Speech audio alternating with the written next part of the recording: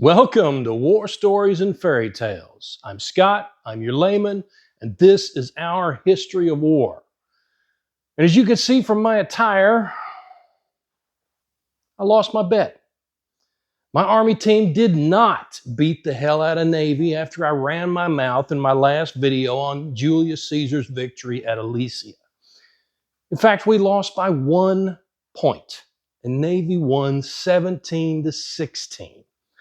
So here I am, a man of my word, wearing this god-awful Go Navy Beat Army shirt my friend was kind enough to provide me, because you know damn well I would never spend good money on some shit like this. So there you are, and here I am. And here's hoping my boys can bring home a W this year. And just in case anybody's confused, beat Navy. And that, as the great philosopher Forrest Gump once said, is all I have to say about that. And that's a good thing, because today's war story is about the battle many historians recognize as the turning point where Rome went from a republic to an empire. It's an oversimplification, just like almost anything we call a turning point in history, because life just isn't as simple as we need it to be in order for us to make sense of it. So if you're like me, and you like to try to imagine what it was like to live through some of the key events in history, just bear in mind that life just didn't change all that much for your average Joe Roman after the Battle of Actium. But it changed a lot for the elites. Before Actium, there was a chance the Republic could continue as it had for the last half century or so, with the most powerful men in the Republic slugging it out to see whose was bigger, but nobody able to come out on top long enough to really change things. But after Actium, there was really no question who was top dog. Octavian stood on top of a mountain of bodies, some of which his predecessors had dropped, many of which he had piled there himself. And there was nobody left with the power or the will to challenge him. So let's dive in. First of all, we have to clear up a common misconception, which if you're into Roman history enough to be watching this, you probably already know. But it's a common enough point of confusion that we have to make it clear right off the bat. Julius Caesar was never the emperor of Rome. Don't get me wrong now. He officially held supreme power in the Republic for about a month before he was assassinated. And he was the unchallenged HMFIC for longer than that. And if he hadn't been assassinated, there's very little question that he would have built up his own power until he was emperor in all but name, and historians would probably remember him as the first emperor today.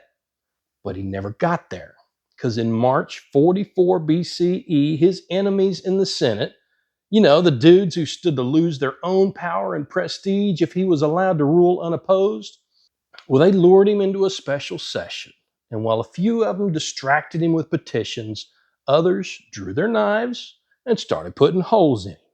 And 23 stab wounds later, he lay there bleeding his life out on the Senate floor, and the elites of Rome were looking around going, what now? Yeah, including the conspirators, because they had gotten the tyrant out of the way, but they don't seem to have had much of a plan beyond that. Not only that, but they had missed a pretty critical detail in their planning. The people of Rome, the ones who outnumbered the Senate by like 1,000 to 1, they loved Caesar, or at least a lot of them did, and they really didn't think much of the Senate when they thought of him at all. Try to imagine what might happen if something happened to a popular president on the House floor during a joint session of Congress. I'm not comparing our president to Caesar here, and there are a lot of differences between the late Republic and what we've got going on here today. But if you can imagine how that might go down, what the aftermath might look like, you can get an idea what kind of a shit show was going on in Rome after Caesar was killed. But Caesar got the last laugh after a fashion, because a year earlier, he had updated his will to make his great-nephew Octavius his heir. He posthumously adopted him as his son. That was a thing in Rome, posthumously adopting a grown-ass adult. And he left pretty much everything to him.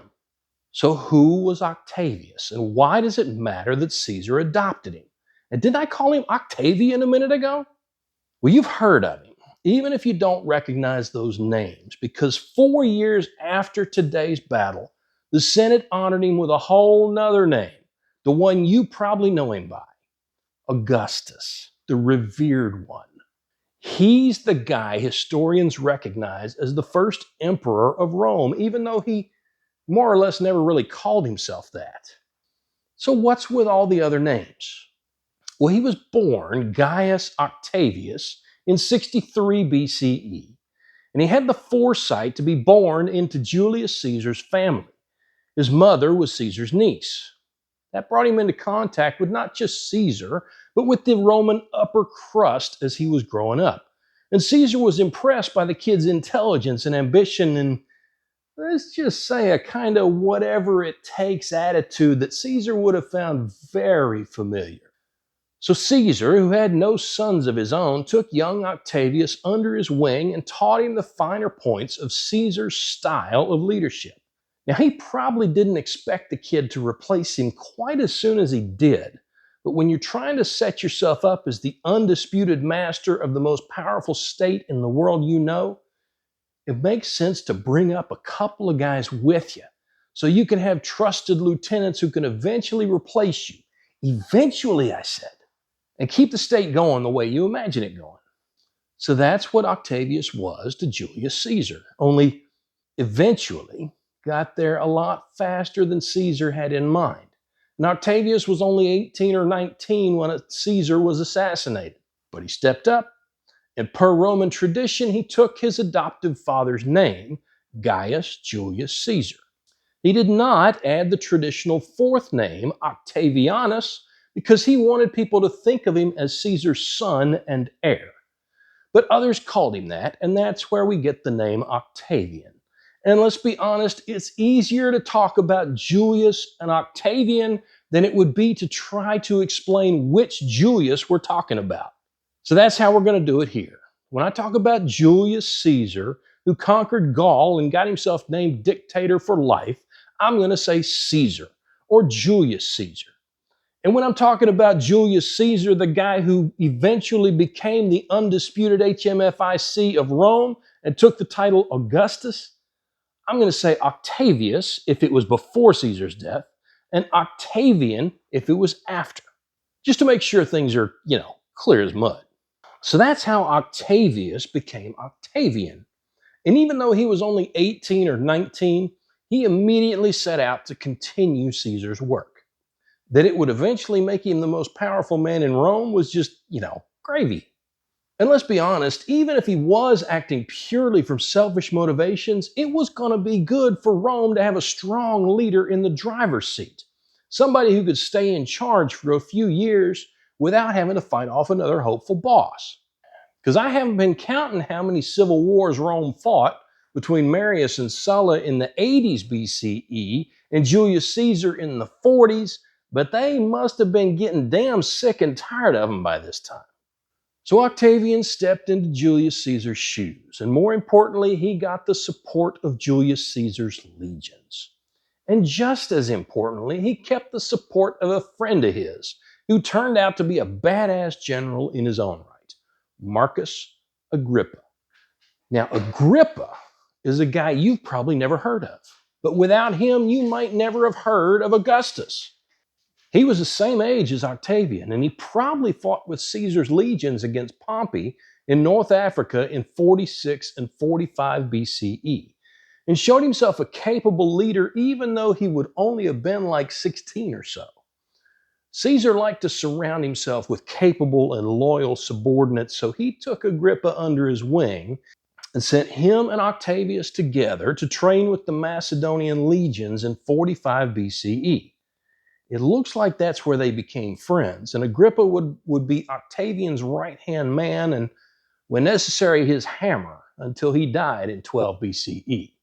So now Caesar's dead, and Octavian has the support of several legions, a friend with some serious military talent, and a metric shit ton of ambition, as well as a vision of Rome not racked by constant civil wars.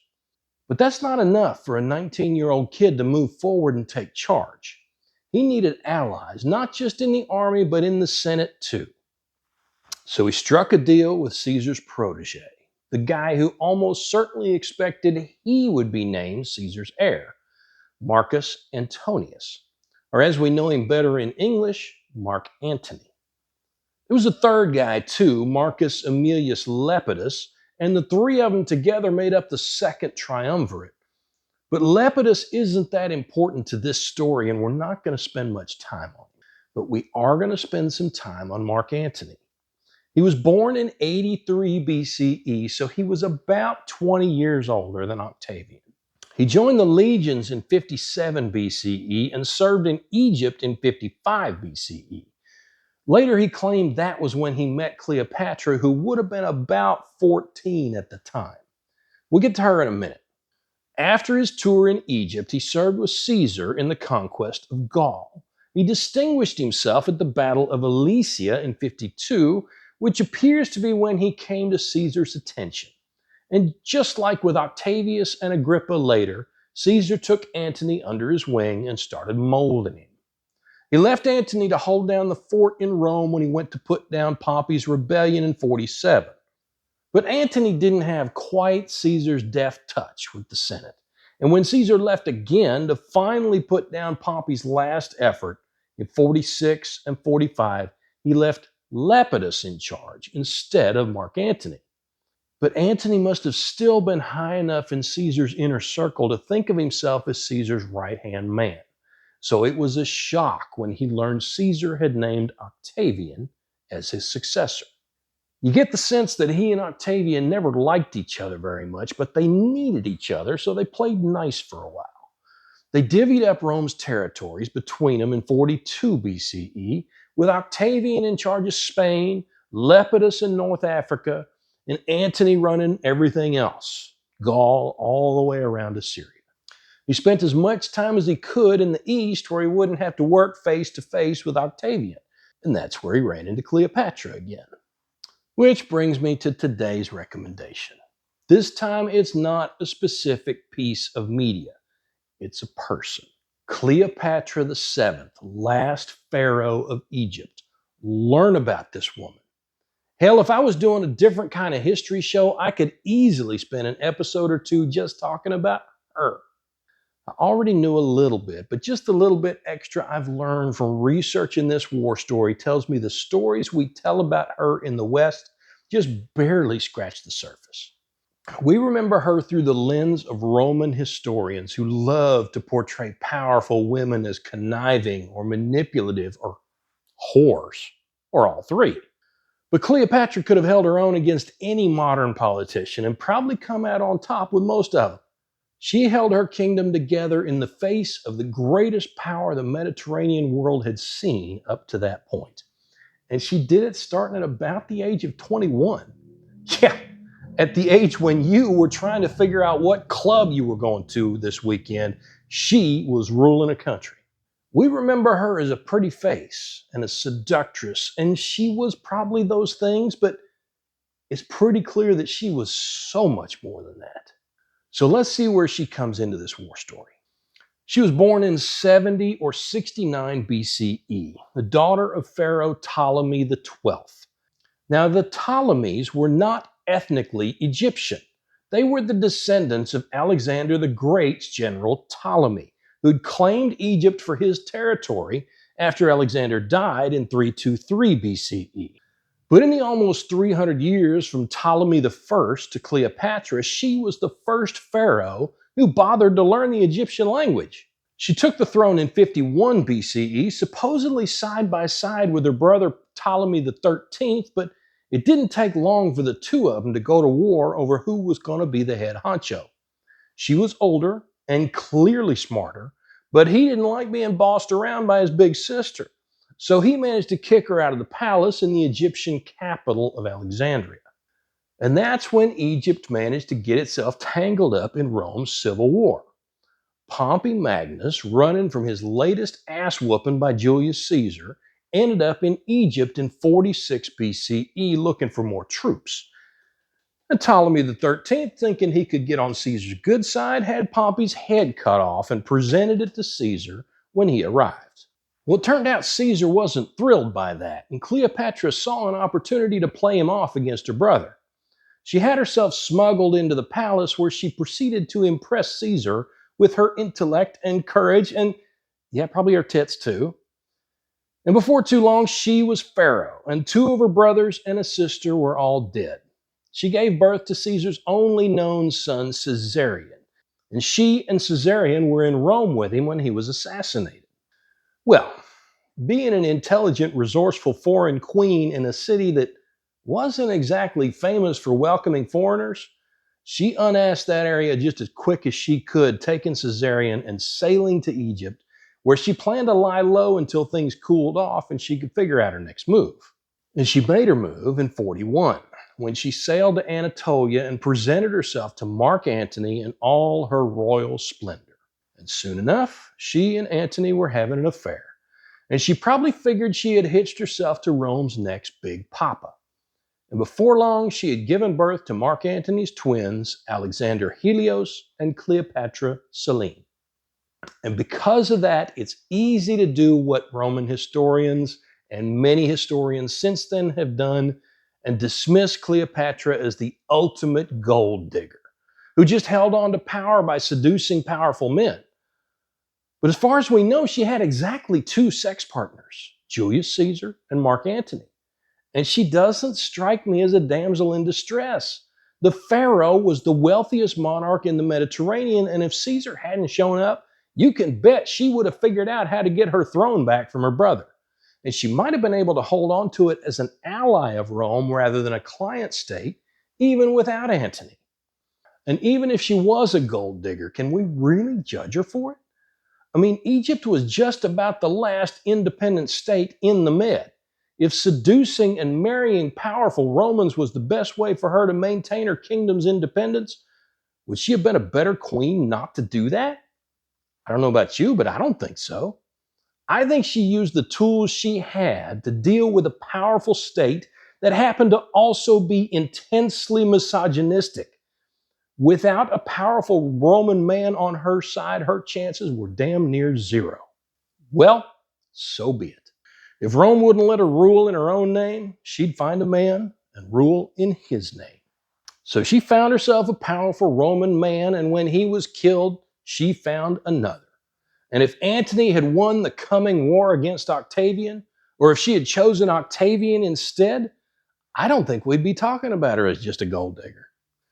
But, spoiler alert, she and Antony lost. So the Roman historians got to write the story of Cleopatra, the loser. Cleopatra, the gold digger.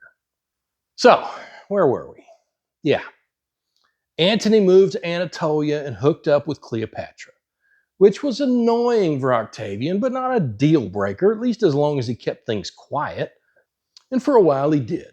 He fought off a Parthian invasion into the Levant, then invaded them right back a couple of years later, retaking Judea and driving up into present-day northern Iraq and Armenia before getting forced back.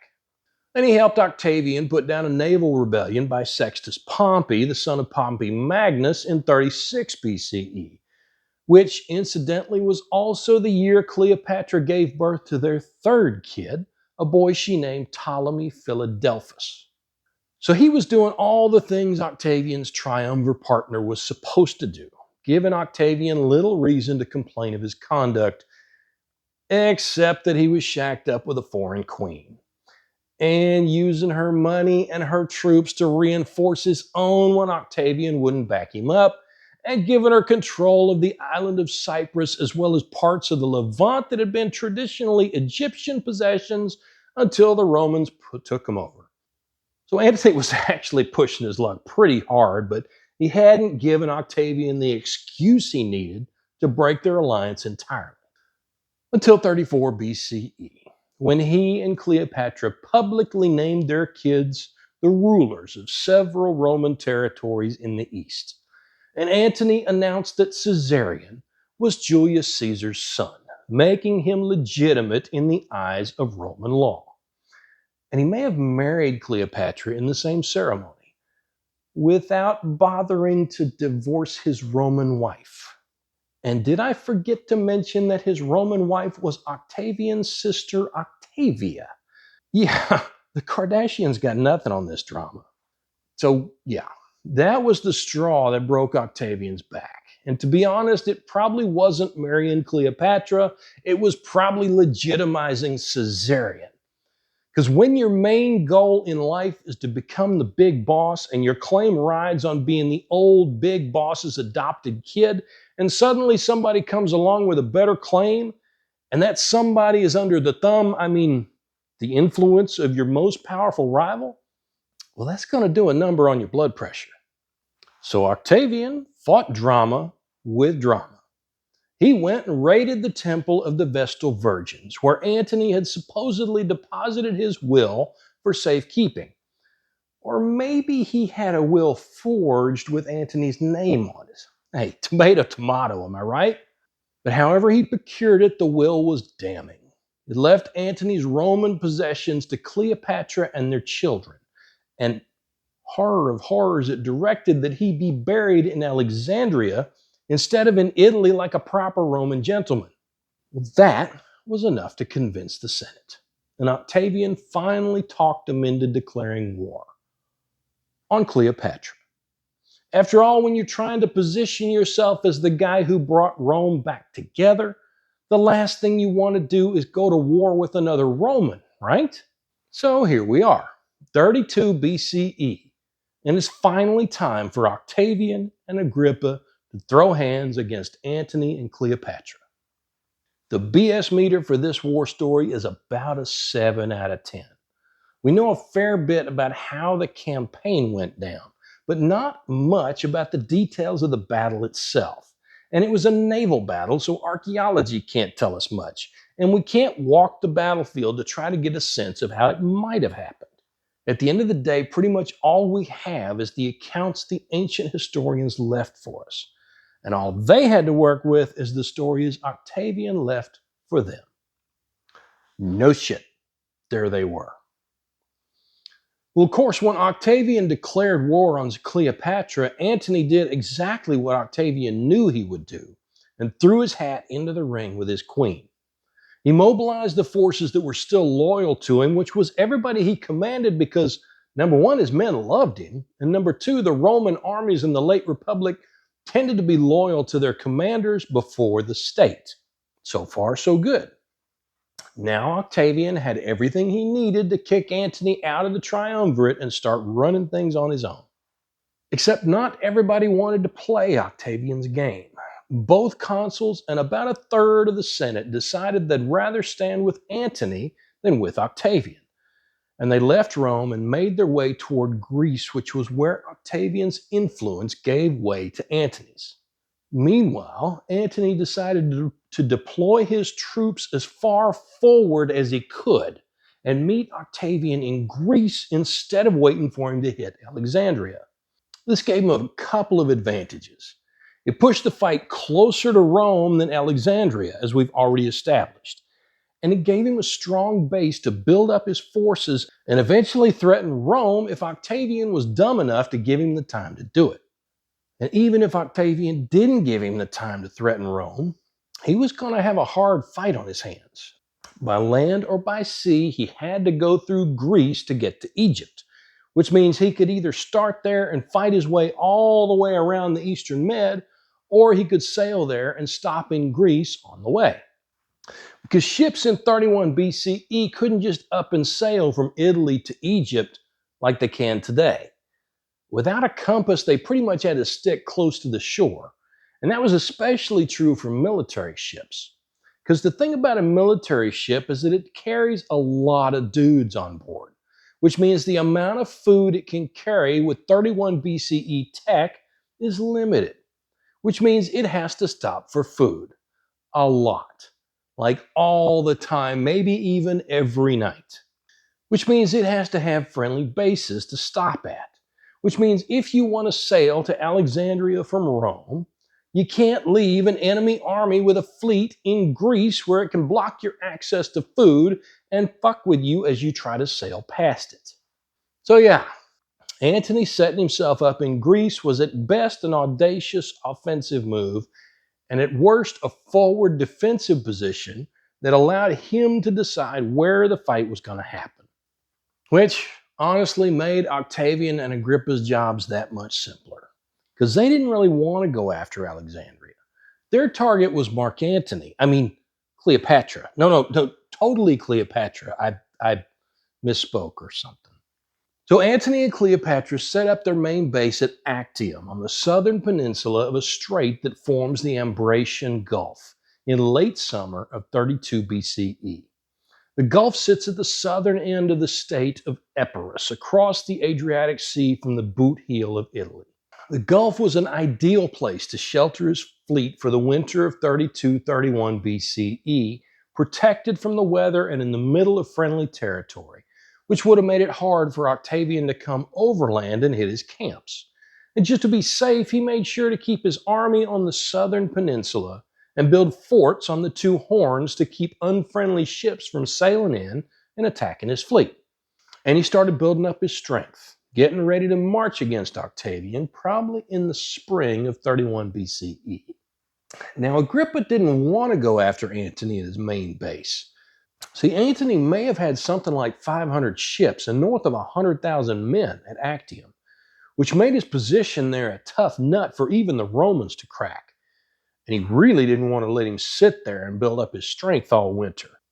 Agrippa knew it was going to come to a fight at the end of the day, and he knew he'd have a better day facing a couple hundred fewer ships and a couple thousand fewer men. So he set about trying to even the odds. And why am I talking about Agrippa's plan all of a sudden instead of Octavian's? Well, that was the genius of the partnership between these two guys. Octavian was the politician. He knew how to convince people to support him, whether that meant charming them, promising to make them rich, or occasionally threatening their families. He knew how to acquire power. But he was no Julius Caesar. If you remember our episode on Alesia, you might remember that Caesar was one of those rare leaders who was both a political genius and a military genius. And he wasn't above drawing his own sword and jumping into the scrum when the situation called for it. But Octavian didn't have Caesar's military skills. Oh, he knew how to get the troops to follow him, but he also knew his chances of victory were better if he left the actual field command to guys with more talent. And it was his good fortune that he had made friends with Marcus Agrippa. So when it came time to throw down, he told Agrippa what he wanted, and Agrippa made it happen. And game knows game, as the kids say these days, and Agrippa wanted to isolate and weaken Antony before he had to go toe-to-toe with him. So his focus the first few months of the war was to stop Antony and Cleopatra's supply ships from getting to him. Because you don't feed 100,000 guys off the countryside around them for months on end, unless you want to turn the people around you, the ones who are supposed to be friendly or at least neutral, into hostiles. I mean, how long would you tolerate guys coming to your house and taking the food you were planning on feeding to your kids? Yeah, you can't get away with that for very long. So you need supplies coming in from someplace else, someplace that has plenty of food to spare, like Egypt. And we've already said Agrippa didn't want to hit Egypt directly, but he didn't have to attack Egypt to stop supplies getting from Egypt to Antony's army and navy.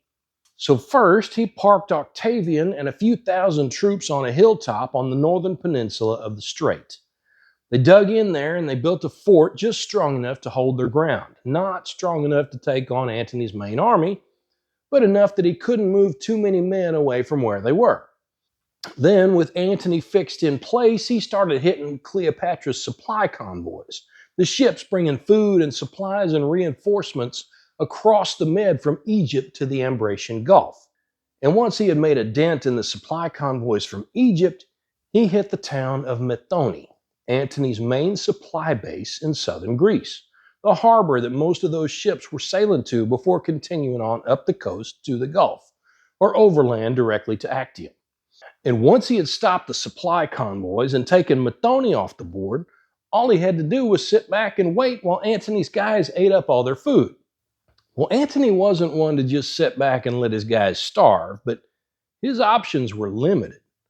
Agrippa continued to hit the coast of Greece, leaving probably a couple of squadrons of ships outside the Gulf to discourage Antony from trying to break out by sea.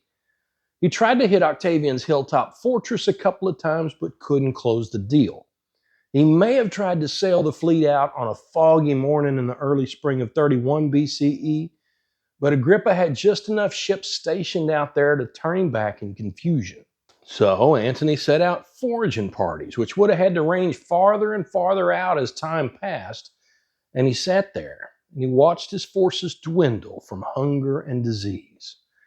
And by late summer 31 BCE, Antony and Cleopatra were out of options. They could try to break out and save as many men and ships as they could, or they could stay where they were until Agrippa and Octavian just walked in over their bodies. So on the 2nd of September, they sailed their fleet out through the strait and got ready to fight their way out. Which means it's time to talk about what they sailed out with. Now, the last time we talked about a naval battle in detail, it was the Battle of Salamis in 480 BCE, which we covered in episode 2 of our two-part look at the Second Greco-Persian War. And you might remember that Salamis was a fight between the Achaemenids, which you also probably know as the Persians, and a Greek confederation led mostly by the Athenians. And at Salamis, the backbone of the Greek and Achaemenid fleets was a ship called the trireme, so called because it had 3 banks of oars, whose main weapon was a bronze ram mounted at the prow of the ship, right at the waterline. Well, it's not hard to imagine how a ship like that fights. It uses its oars to propel it at high speed into the sides of enemy ships, ramming them, cracking them open like giant eggs and forcing their sailors into the water. Now, these ships might have had small platforms at the bow or stern where archers and slingers could throw missiles at other ships to kill their sailors or marines or commanders. But that ram was their main weapon. That was how they expected to decide battles. Okay, the ships at Actium were the same general shape as the ships at Salamis, because that shape works pretty well as a warship in the mid. And they're still propelled by oars in battle, although most of them have sails for normal movement on days they don't expect to engage the enemy. And most of them still have rams, although it looks like they didn't use them nearly as much in 31 BCE as they had in 480 BCE. And that's about where the similarities end, because it's been 4.5 centuries since the Athenians kicked the Achaemenids' asses at Salamis. And the Romans control the Med now. And you might remember that the Romans, when they first learned how to fight naval battles during the First Punic War, which we discussed briefly when we told you the war story of the Battle of Cannae, established themselves as a naval power because they figured out how to fight land battles at sea. But that also is more than 2 centuries in the past by the time we get to Actium. But it changed the game of naval warfare, and the Romans are still the top dogs when it comes to naval warfare in the Med. So the Greek triremes and the First Punic War, plus everything else that has happened over the centuries since then, are going to inform what happens at Actium. Okay, Scott, enough intro. How the hell did they fight? Yeah, that was the point I was trying to get to, wasn't it? Okay. So the ships still have rams and they're still propelled by oars, but they've grown significantly in the last couple of centuries, and their names don't seem to be quite as descriptive as they were before, because a lot of the ships at Actium were called quinquiremes. Hope I'm pronouncing that right, which if a trireme means 3 banks of oars, you would expect a quinquireme to mean 5 banks. And there were other even bigger ships called 6s and 7s and 8s and even 10s. Now try to imagine the logistics of trying to synchronize 10 banks of rowers on a ship. Not to mention how stupidly long the oars of those top 2 or 3 banks would have to be, and you start to realize these ships couldn't have had 10 banks of oars. And it looks like even the 10s still had only 3 banks of oars, which must mean that the larger ships, instead of adding oars, must have just added rowers to the existing oars. So a quinquereme probably had three banks of oars, with two of the three having two rowers per oar instead of one. That maybe gives you an idea what a 6 or an 8 or a 10 looked like. The difference was on the inside, and the only difference on the outside was probably the size. And like I said, these ships still had rams, but they also had reinforced sides and stiffened prows, designed to tear into any ship that was lucky enough to get close enough to ram them. Basically, an ancient version of mutually assured destruction. You might be able to ram a 6 or a 7, but you were probably going down with it. Instead, these ships had a few features in common with the sailing ships of the 16 and 1700 CE, designs you might find a little bit familiar. They had raised platforms at the bow and the stern, where archers or slingers or marines could gather to throw stones and arrows and javelins at the dudes on the enemy ships as they got ready to board and fight a mini land battle. As we said before, they had masts and sails that were usually laid down or removed for battle, but that could be left where they were as long as the guys on board knew how to row and fight around them. And they had another feature that early modern sailors would have found familiar: onboard artillery. Not guns, of course. Even the Chinese hadn't started to figure out how to make gunpowder go boom in 31 BCE.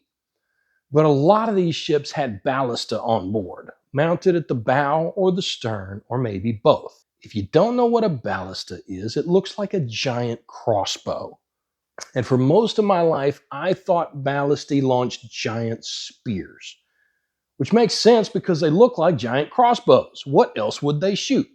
Of course, it doesn't help that every time you see one portrayed in fiction, and often also in serious historical pieces, it's launching a heavy spear.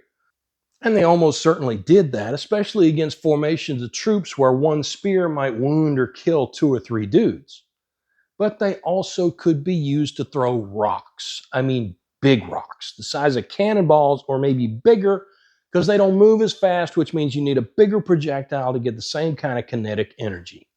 Big enough to smash through decking, kill marines and rowers, even sink the ship if you hit it close enough to the waterline. Yeah, just like cannon. But about a millennium and a half before anybody put a cannon on a ship. And Agrippa, being Agrippa, had added a whole nother wrinkle to the idea of shipborne artillery. He had his ships loaded with a kind of grappling hook called a harpago, or a harpax. This hook had a much longer main arm than you're used to seeing, and it could be launched from a ballista, and if you could hook it onto an enemy ship, you could then use its attached rope to pull that ship to yours so you could board it. And because the iron arm was so long, it was very difficult for the enemy to just cut the rope. So that whole land battles at sea idea, Agrippa's going to make it happen here. Okay, enough with the mechanics of the battle. Let's get to the fight. So the 2nd of September, Antony's fleet sails out of the Ambracian Gulf and lines up in 3 squadrons, left, right, and center. He himself commanded the right wing, maybe because that's where he expected Octavian to be, and maybe because the right wing was the place of honor on a land battlefield, or maybe for some other reason. He also had a 4th squadron bringing up the rear, or really Cleopatra did, because that's where she was with her own personal ships and her treasury. Now, not everybody agrees on what Antony was trying to accomplish here. Was he trying to fight a decisive battle, or was he trying to break out and escape back to Egypt with as many ships and men as he could save?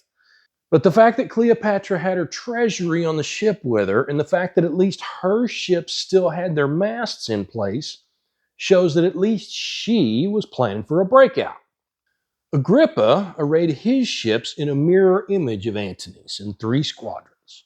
He and Octavian were both on the left wing opposite Antony, probably hoping to take him out or capture him. Now, you remember I said Antony sailed into the Gulf with about 500 ships, right? Well, it's hard to say for sure, but when he sailed out against Octavian and Agrippa, it was with about 250, plus maybe 60 in Cleopatra's squadron, against something like 400 in Agrippa's fleet. He didn't have crews for the rest, so he either left him in the harbor or burned him in place. So Agrippa's indirect approach had done its work. Hunger and disease had managed to cut Antony's forces almost by half. But you have to start where you are and work with what you have. So that's what Antony did. And this is another piece of evidence that he was going for a breakout here and not a straight up victory. He just didn't have the strength to beat Agrippa, especially with his men half starved and sick. So we're going to approach the battle as if that's what he had in mind the whole time. So the two fleets sat there facing each other for a little while because it takes a while to get 700 ships into line of battle. And the commander may not be able to see the far end of his line and know for sure that those guys are ready to rock. You want to make sure you give them enough time to get where they're supposed to be. But you don't want to wait too long because every ship that's already in place is going to be fighting the wind and the currents to stay where it is as best it can. Not to mention that your enemy might want to grab the initiative and move first himself. There's a line you want to walk here. Of course, Agrippa is an experienced naval commander and he may not have wanted to attack first. He had the advantage in ships and position, so he may have been content to wait Antony out and see if he was really ready to fight, or if he would just bow up for a while and then turn around and go back to his camp. And Octavian may have wanted Agrippa to wait so he wouldn't have to explain to the Senate why he swung first. And if Antony did attack first, Agrippa was probably confident he could deal with whatever he threw out there, because Antony had never shown himself to be a particularly good naval commander. So Agrippa was probably happy to let him screw something up so he could take advantage of it. But whatever his reasons, Antony attacked first, his right against Agrippa's left. Maybe because that's where the currents and the winds were favorable. And he figured he could force Agrippa away from the shore and break out that way, or maybe because that's where Agrippa and Octavian both were and he thought he might get lucky, or maybe both. So he attacked on the right, and his left flank would have attacked pretty quickly after that to keep the ships on that side occupied. But the center hung back, not attacking, but close enough that Agrippa's center couldn't maneuver against either flank without exposing itself to an attack. Which is important, and it's a great illustration of why you don't want to leave gaps in your line, whether you're fighting on land or sea. Because leaving a gap opens you up to defeat in detail, where your enemy can turn overwhelming combat power against one part of your force, kick its ass, then turn everything he has against whatever's left. This is especially dangerous when he already outnumbers you, like Agrippa outnumbered Antony at Actium. So even if you don't want to attack with everything all at once, you have to be able to threaten any force your enemy might want to use as a reserve to reposition against you. So that's what Antony's center was doing, waiting and threatening to keep Agrippa's center from repositioning to support one of the flanks. But what was he waiting for? Wouldn't it be more effective to just attack all along the whole front at once? And the answer to that question is maybe.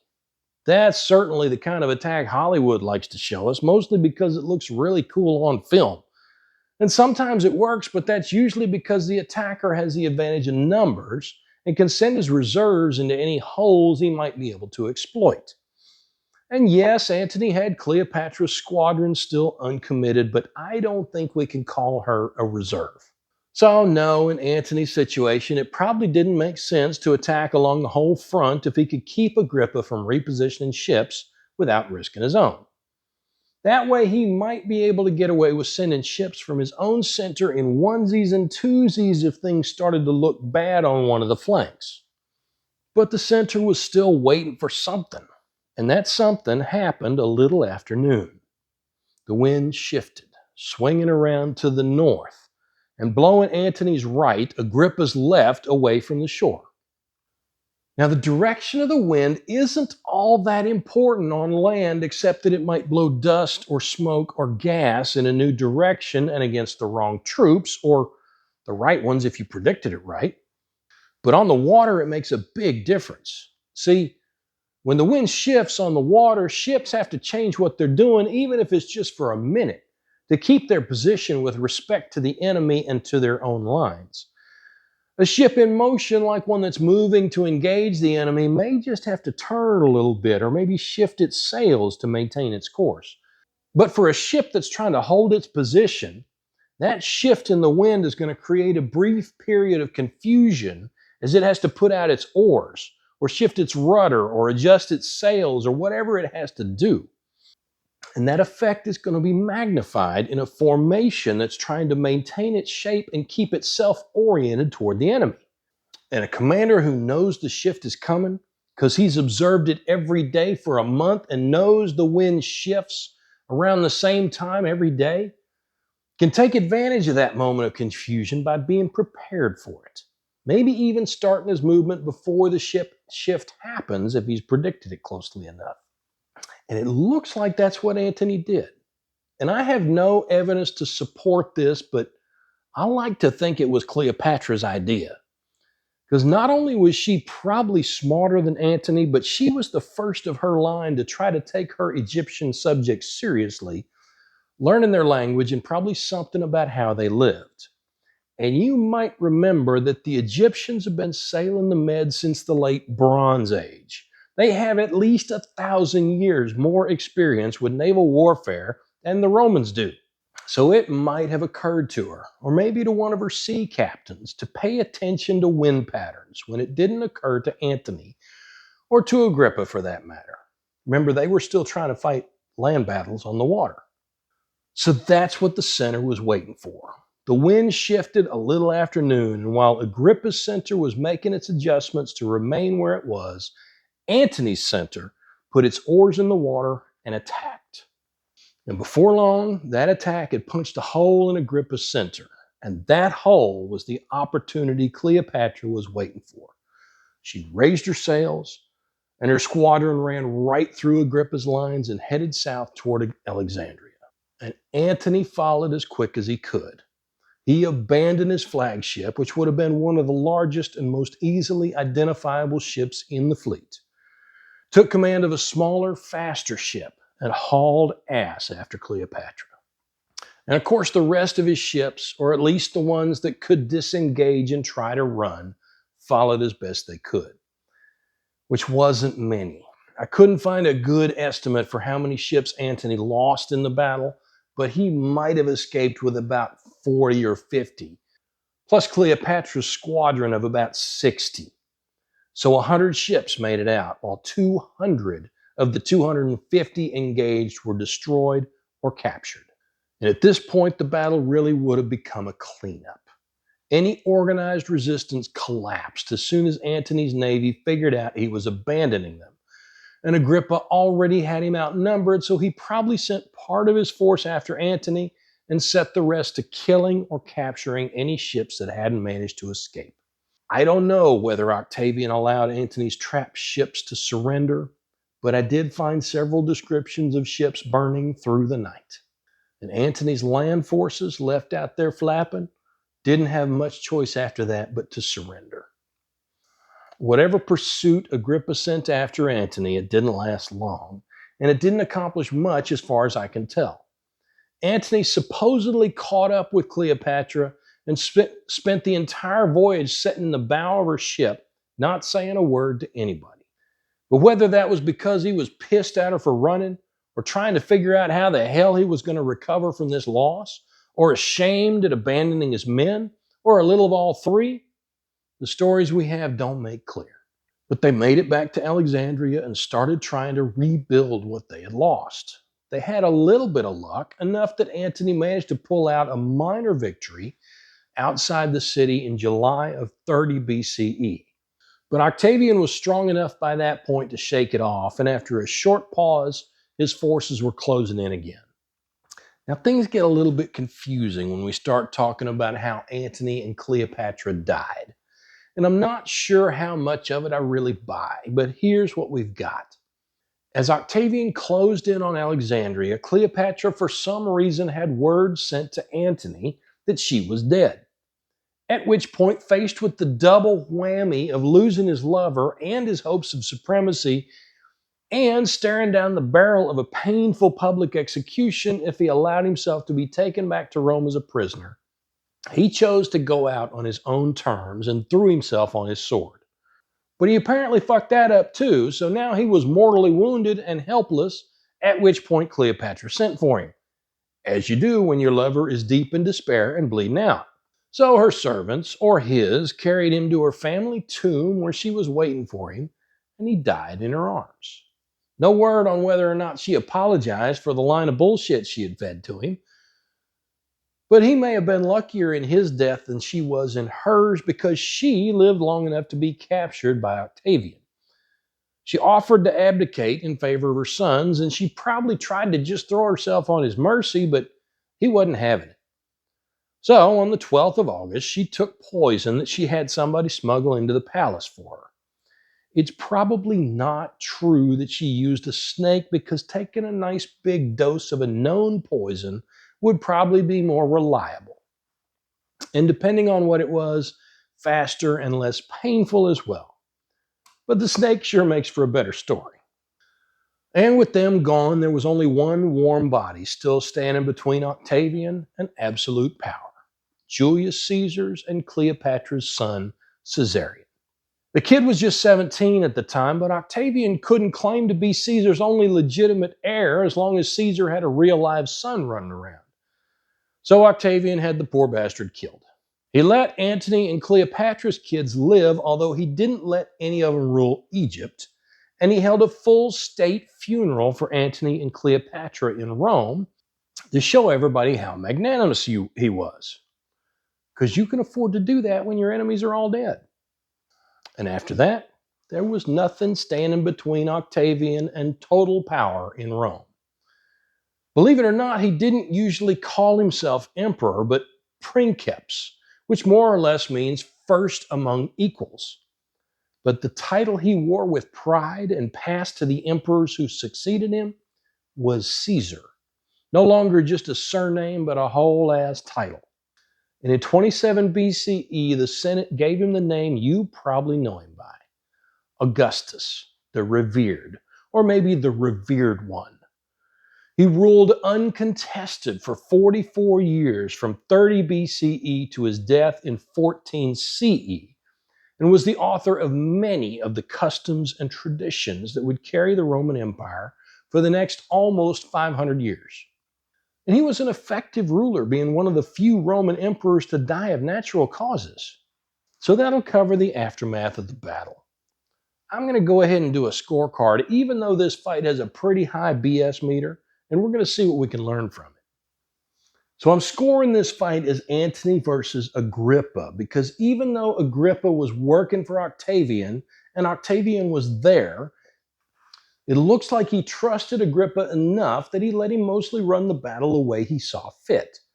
And on Antony and Cleopatra's side, it seems pretty clear he was the one calling the shots during the battle itself.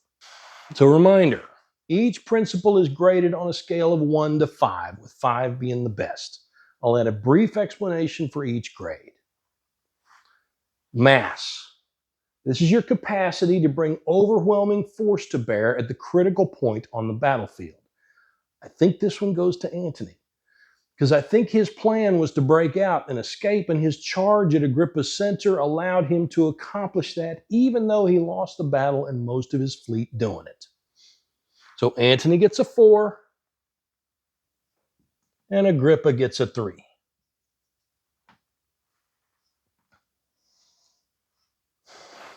Offensive. The degree to which you make things happen on the battlefield rather than waiting for your enemy to take action. This one's difficult because the stories I found conflict on who actually attacked first. In my version, Antony attacked first, but it didn't do him much good because Agrippa's numbers would have overwhelmed him eventually. But his decisive attack on Agrippa's center definitely allowed him to save what he could. So once again, Antony's going to get a 4, and Agrippa's going to get a 3. Surprise! Doing what your adversary doesn't expect. Again, Antony takes this one. He seems to have known the wind was going to shift, and he used that to his advantage, and Agrippa doesn't seem to have seen it coming. So again, Antony gets a 4. and Agrippa gets a 3. Security, keeping your forces from being surprised and retaining flexibility to respond to what your enemy does. This one's a lot easier when you have more men and more ships than your adversary, and Agrippa seems to have pretty much relied on being able to hold Antony in place and wear him down.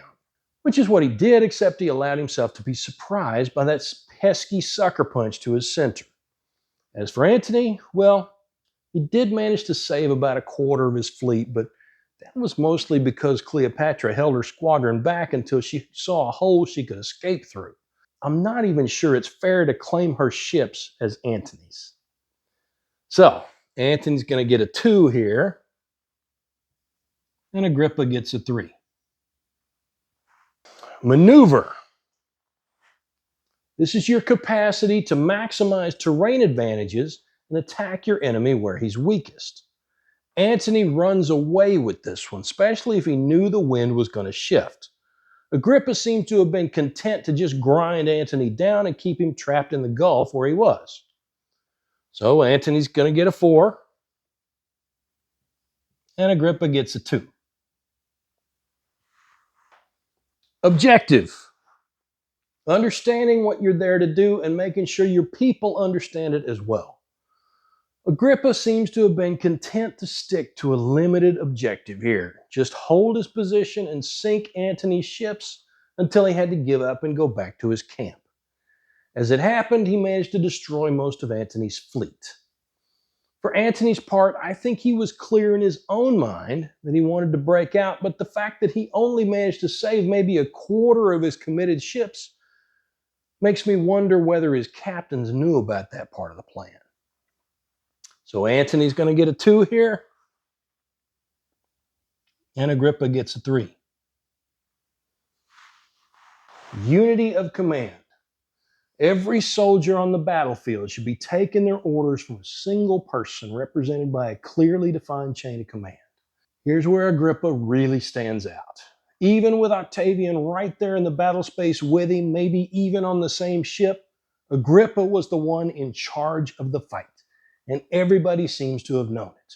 Antony was, at best, sharing command with Cleopatra, and at worst, she and her ships were guilty of mutiny and refused to fight. For all that their relationship seems to have been a pretty good partnership, that ain't a great look on the battlefield. So Antony's going to get a 2 here, and Agrippa gets a 5. Simplicity. The less your troops have to think about what to do next, the more likely they are to successfully work as a team. Near as I can figure it, Agrippa had the simpler plan by far. Hold Antony in place and ratchet up the pressure until he retreated or his navy was destroyed. Antony's plan was much more complex, depending on the weather and a time-sensitive attack on the center, and his captains may not have even been aware of the whole plan. Yeah, it works more or less, but it wasn't simple. So Antony gets a 2 here, and Agrippa gets a 4. Economy of force.